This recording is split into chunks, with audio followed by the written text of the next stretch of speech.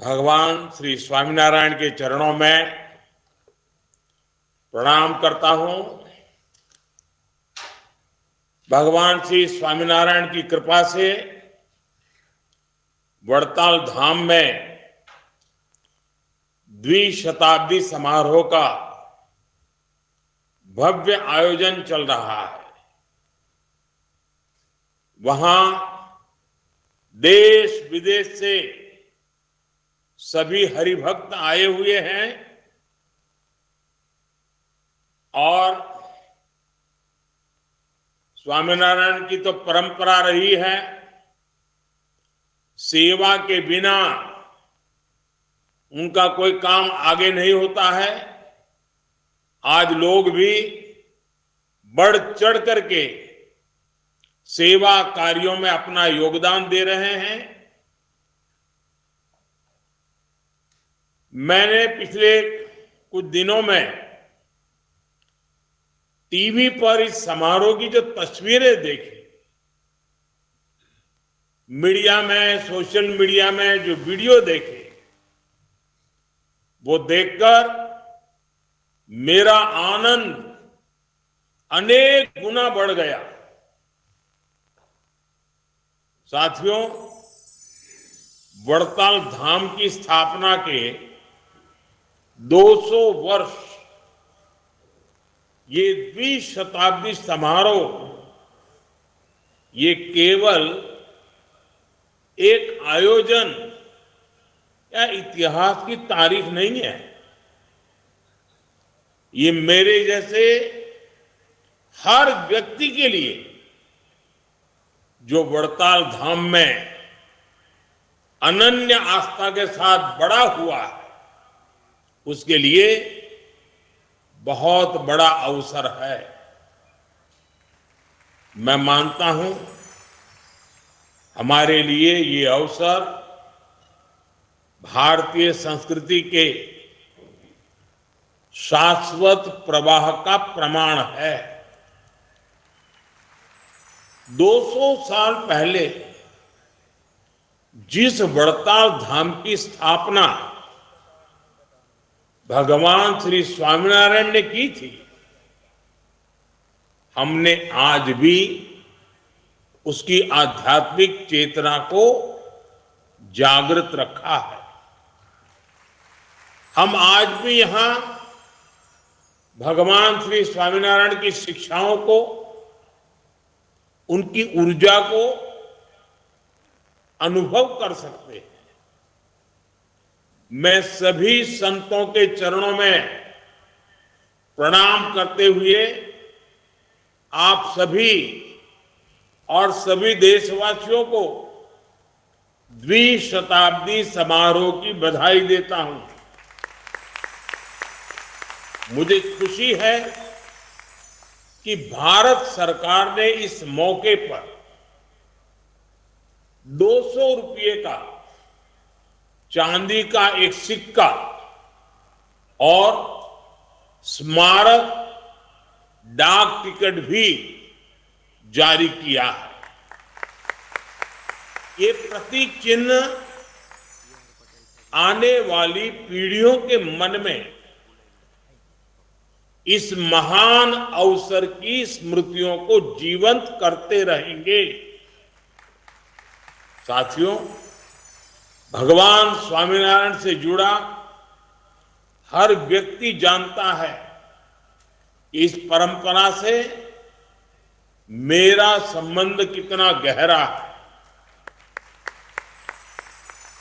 हमारे राकेश जी बैठे हैं वहां, उनसे मेरा नाता कैसा है, कितना पुराना है, वो कभी आपको बताएंगे। ये रिश्ता आत्मिक भी है, आध्यात्मिक भी है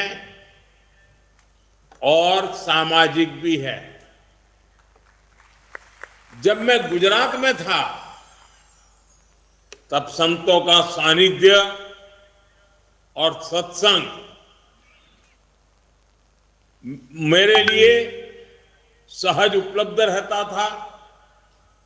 वो मेरे लिए एक सौभाग्य की पल होती थी और मैं भी उस पल को जी भर के जीता था। स्वामीनारायण भगवान की कृपा से आज भी किसी न किसी रूप में, प्रत्यक्ष नहीं तो परोक्ष रूप से, वो क्रम तो चलता ही रहता है। कई अवसरों पर मुझे संतों के आशीर्वाद का सौभाग्य मिलता रहा है। राष्ट्र के लिए सार्थक चिंतन का अवसर मिलता रहा। मेरी इच्छा थी कि मैं आज स्वयं वड़ताल धाम इस पवित्र उत्सव में उपस्थित होता।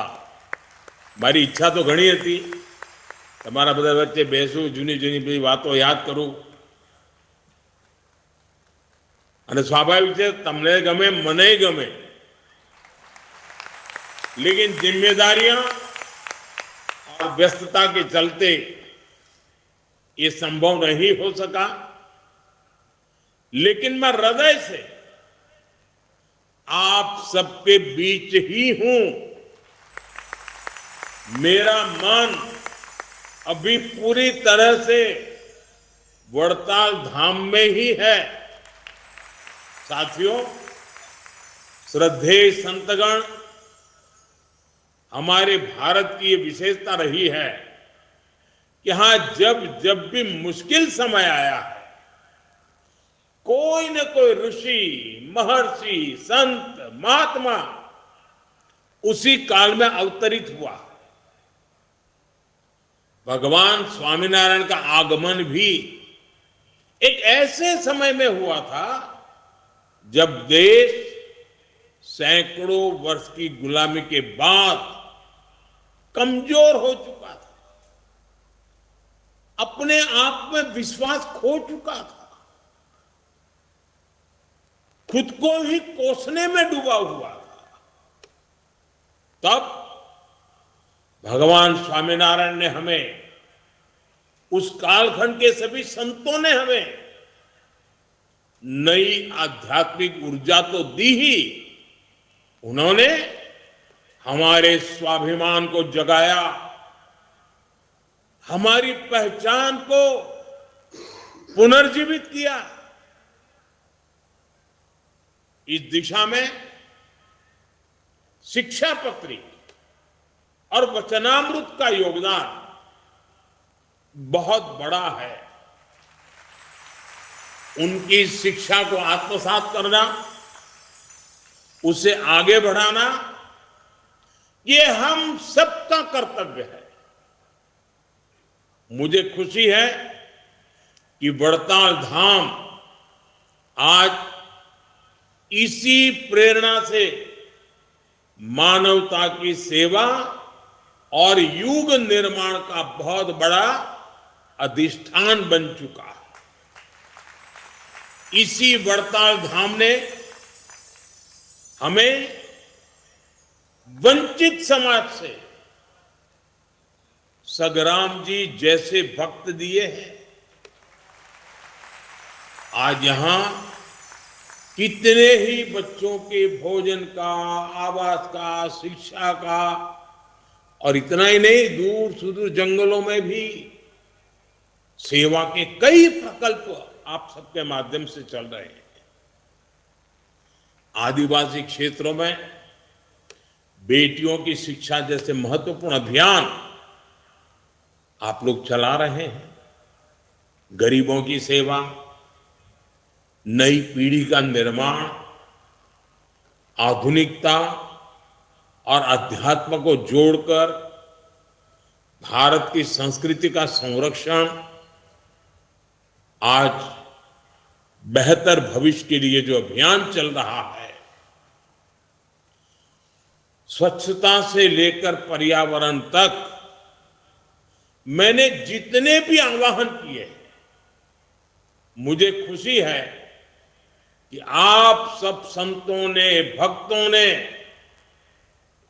मुझे कभी निराश नहीं किया।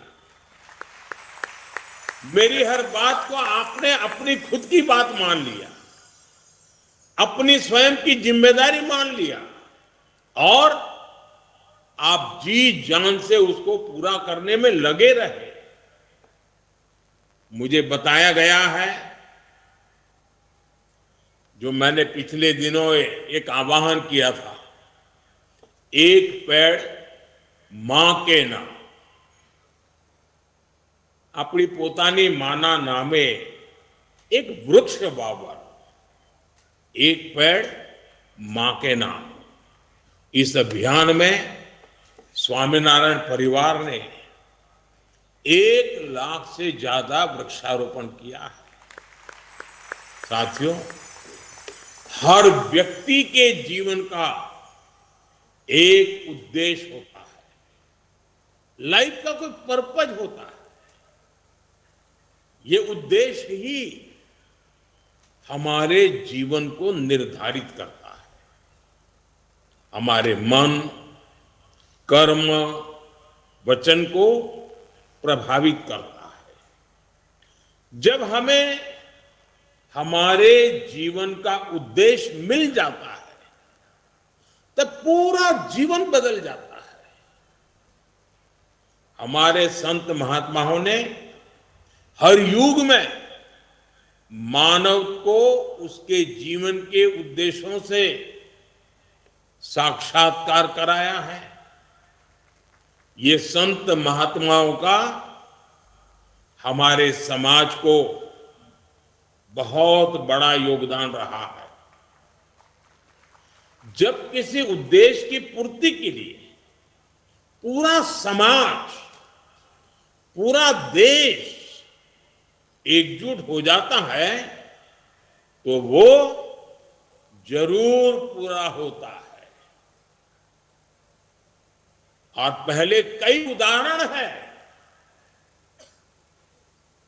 हमने ये करके दिखाया, हमारे संतों ने करके दिखाया है, हमारे समाज ने करके दिखाया है, हमारे धार्मिक संस्थानों ने करके दिखाया है। आज हमारे युवाओं के सामने एक बहुत बड़ा उद्देश्य उभर कर आया है।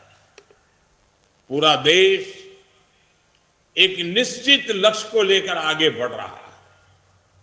ये लक्ष्य है विकसित भारत का। वड़ताल के और समस्त स्वामीनारायण परिवार के संत महात्माओं से मेरा आग्रह है कि वो विकसित भारत के इस पवित्र उद्देश्य, महान उद्देश्य, उसके साथ जन जन को जोड़े। जैसे आजादी के आंदोलन में 1 शताब्दी तक समाज के भिन्न भिन्न कोने से आजादी की ललक, आजादी की चिंगारी देशवासियों को प्रेरित करती रही। एक भी दिन, एक भी पल ऐसा नहीं गया कि जब लोगों ने आजादी के इरादों को छोड़ा, सपनों को छोड़ा, संकल्पों को छोड़ा। ऐसा कभी नहीं हुआ। जैसी ललक आजादी के आंदोलन में थी, वैसी ही ललक, वैसी ही चेतना विकसित भारत के लिए 140 करोड़ देशवासियों में हर पल होना जरूरी है।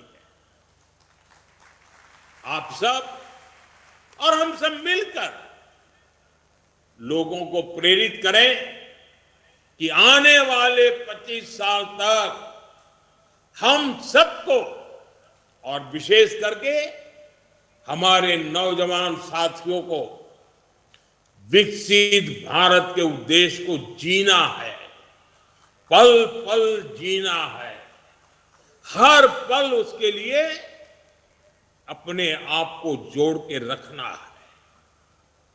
इसके लिए जो जहां है वहीं से अपना योगदान देना शुरू कर दे। जब वो विकसित भारत के लिए योगदान देगा, वो जहां होगा वहीं से उसका लाभ मिलेगा ही।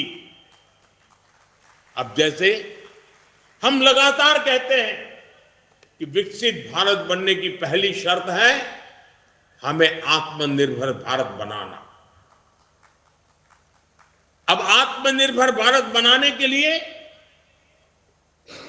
कोई बाहर वाला काम नहीं आएगा, हमें ही करना पड़ेगा। 140 करोड़ देशवासियों को ही करना पड़ेगा, यहां बैठे हुए सब हरिभक्तों को करना पड़ेगा।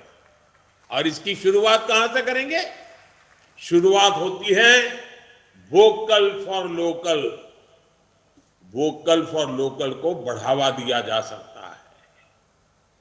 विकसित भारत के लिए हमारी एकता, देश की अखंडता, वो भी बहुत जरूरी है। आज दुर्भाग्य से निहित स्वार्थ के लिए, छोटी समझ के कारण, भारत के उज्जवल भविष्य के महत्वाकांक्षी उद्देश्यों को भूल करके कुछ लोग समाज को जाति में, धर्म में, भाषा में, ऊंच और नीच में, स्त्री और पुरुष में, गांव और शहर में न जाने किस प्रकार से टुकड़े टुकड़े टुकड़े में बांटने की साजिश चल रही है। जरूरी है कि देश विरोधियों की इस चेष्टा को हम उसकी गंभीरता को समझे, उस संकट को समझे और हमें सबने मिलकर के ऐसे कारनामों को पराजित करना ही होगा। हमें मिलकर के नाकाम करना होगा। साथियों, भगवान श्री स्वामीनारायण ने हमें बताया है कि बड़े लक्ष्य कठोर तप से हासिल होते हैं। उन्होंने हमें बताया राष्ट्र को निर्णायक दिशा दिखाने की क्षमता युवा मन में होती है। उन्होंने हमें सिखाया कि युवा राष्ट्र का निर्माण कर सकते हैं और करेंगे। इसके लिए हमें सशक्त, समर्थ और शिक्षित युवाओं का निर्माण करना होगा। विकसित भारत के लिए हमारे युवा सशक्त होने चाहिए। स्किल्ड युवा हमारी सबसे बड़ी ताकत बनेंगे। हमारे युवाओं की ग्लोबल डिमांड और बढ़ने वाली है। आज मैं विश्व के जिन जिन नेताओं से मिलता हूं, ज्यादातर नेताओं की अपेक्षा रहती है कि भारत के युवा, भारत का स्किल्ड मैन पावर, भारत के आईटी सेक्टर के नौजवान उनके देश जाएं, उनके देश में काम करें। पूरा विश्व भारत के युवाओं के सामर्थ्य से आकर्षित है। ये युवा देश ही नहीं बल्कि विश्व की जरूरतें भी पूरी करने के लिए तैयार होंगे। इस दिशा में भी हमारे प्रयास राष्ट्र निर्माण में बहुत सहायक होंगे। मैं एक और आग्रह भी आपसे करना चाहता हूं। स्वामीनारायण संप्रदाय हमेशा नशा मुक्ति पर बहुत काम करता रहा है। युवाओं को नशे से दूर रखना, उन्हें नशा मुक्त बनाने में हमारे संत, महात्मा, हरिभक्त बहुत बड़ा योगदान कर सकते हैं। युवाओं को नशे से बचाने के लिए ऐसे अभियान और ऐसे प्रयास हमेशा जरूरी होते हैं, हर समाज में जरूरी होते हैं, देश के हर कोने में जरूरी होते हैं, और ये हमें निरंतर करना होगा। साथियों, कोई भी देश अपनी विरासत पर गर्व करते, उसका संरक्षण करते हुए ही आगे बढ़ सकते हैं। और इसलिए हमारा तो मंत्र है, विकास भी विरासत भी।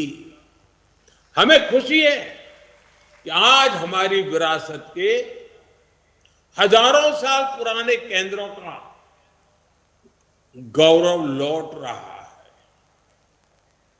जिसे नष्ट मान लिया गया था, वो फिर से प्रकट हो रहा है। अब अयोध्या का उदाहरण हम सबके सामने है। 500 साल के बाद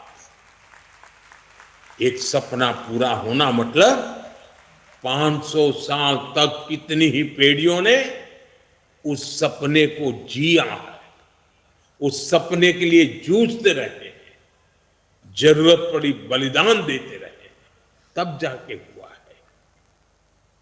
आज काशी का और केदार का जो कायाकल्प हुआ है, ये उदाहरण हमारे सामने है। हमारे पावागढ़ में 500 साल बाद धर्म ध्वजा फहरी, 500 साल बाद। हमारा मोढेरा का सूर्य मंदिर का उदाहरण देख लीजिए, आज हमारा सोमनाथ देख लीजिए, चारों तरफ एक नई चेतना, नई क्रांति के दर्शन हो रहे हैं। इतना ही नहीं, हमारे देश से चोरी हुई सैकड़ों साल पुरानी मूर्तियां कोई पूछने वाला नहीं था। आज ढूंढ ढूंढ करके दुनिया से हमारी जो मूर्तियां चोरी गई, हमारे देव देवताओं के रूपों को चोरी कर लिया गया था, वो वापस आ रही है, हमारे मंदिरों में लौट रही है। और हम गुजरात के लोग तो धोलावीरा को लेकर के कितना गर्व करते हैं, लोथल को लेकर के कितना गौरव करते हैं। ये हमारे प्राचीन गौरव की विरासतें हैं। अब उसको भी पुनः स्थापित करने का काम हो रहा है। और भारत की सांस्कृतिक चेतना का ये अभियान, ये केवल सरकार का अभियान नहीं है। इसमें इस धरती को, इस देश को प्यार करने वाले, यहाँ की परंपरा को प्यार करने वाले, यहाँ की संस्कृति का गौरव करने वाले, हमारे विरासत के गुणगान करने वाले, हम सबका दायित्व है, हम सबकी बहुत बड़ी भूमिका है। और आप तो बहुत बड़ी प्रेरणा दे सकते हैं। वड़ताल धाम में भगवान स्वामीनारायण की प्रासंगिक वस्तुओं का म्यूजियम अक्षर भुवन, ये भी इसी अभियान का हिस्सा है। और मैं इसके लिए आप सबको बहुत बधाई देता हूं, क्योंकि म्यूजियम नई पीढ़ी के लोगों को बहुत ही कम समय में परिचित करवाता है। मुझे विश्वास है अक्षर भुवन भारत के अमर आध्यात्मिक विरासत का एक भव्य मंदिर बनेगा। साथियों, मैं मानता हूं कि इन प्रयासों से ही विकसित भारत का उद्देश्य पूरा होगा। जब 140 करोड़ भारतीय एक समान उद्देश्य को पूरा करने के लिए जुट जाएंगे, तो इसे आसानी से हासिल कर सकेंगे। इस यात्रा को पूरा करने में हमारे संतों का मार्गदर्शन बहुत महत्वपूर्ण है। और जब इतनी बड़ी मात्रा में हजारों संत यहां बैठे हैं, देश विदेश से आए हुए हरिभक्त यहां बैठे हुए हैं, और जब मैं अपने ही घर में एक प्रकार से आज जब बातें कर रहा हूं, तो मैं एक और काम के लिए भी आपको जोड़ना चाहता हूं। इस बार प्रयागराज में पूर्ण कुंभ हो रहा है। 12 साल के बाद ये पूर्ण कुंभ आता है। हमारे भारत के महान विरासत है। अब तो विश्व ने भी इस विरासत को स्वीकार किया हुआ है। 13 जनवरी से करीब 45 दिन तक 40-50 करोड़ लोग इस कुंभ मेले में आते हैं। मैं आपसे आग्रह करता हूं कि आप ये काम कर सकते हैं। विश्व भर में आपका काम है। विश्व के अनेक देशों में आपके मंदिर हैं। क्या आप तय कर सकते हैं कि इस बार ये कुंभ का मेला क्या होता है, क्यों होता है, इसके पीछे क्या सामाजिक सोच रही हुई है, वहां लोगों को शिक्षित करें। और जो भारतीय मूल के नहीं है, विदेशी लोग हैं, उनको समझाएं ये क्या है और कोशिश करें कि विदेश में आपकी एक एक शाखा कम से कम 100 विदेशी लोगों को बड़ी श्रद्धापूर्वक ये प्रयागराज का कुंभ मेला के दर्शन करने के लिए ले आई है। पूरे विश्व में एक चेतना प्रगटाने का काम होगा और ये आप आसानी से कर सकते हैं। मैं फिर एक बार वहां खुद नहीं आ पाया हूं, इसके लिए क्षमा मांगते हुए आपने वीडियो कॉन्फ्रेंस से भी आप सबके दर्शन मुझे दिए। मुझे सब संतों के दर्शन करने का मौका मिला। सारे परिचित चेहरे मेरे सामने हैं। मेरे लिए बहुत खुशी की पल है कि आज मैं दूर से ही आप सबके दर्शन कर पा रहा हूं। इस द्विशताब्दी समारोह के लिए मेरी तरफ से आपको बहुत बहुत शुभकामनाएं, बहुत बहुत बधाई। आप सबका धन्यवाद। जय स्वामीनारायण।